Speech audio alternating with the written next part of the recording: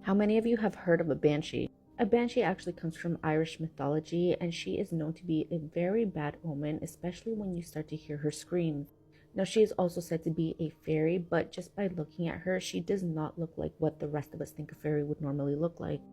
And if you happen to be one of those unlucky people that happens to hear her scream, it usually means that either you're about to pass away or someone in the family is. But the thing about banshees is that they tend to appear in various different formats.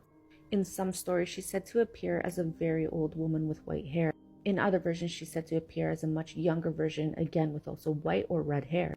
In other versions of the story, she's said to also appear as an older woman, except she's wearing a very long white dress and sometimes has a veil covering her face. And if you're unfortunate enough to see the scariest version of all, sometimes she even appears as headless. But where did the origin of the Banshee come from? Some say that her origin story goes all the way back to the 8th century, and this comes from the tradition where women who were living in poverty would accept gifts such as alcohol in order to scream and remember someone that was passing away. A more paranormal explanation goes back to the story of a young girl that was brutally murdered, and ever since then she comes back screaming as a warning when someone is about to pass away.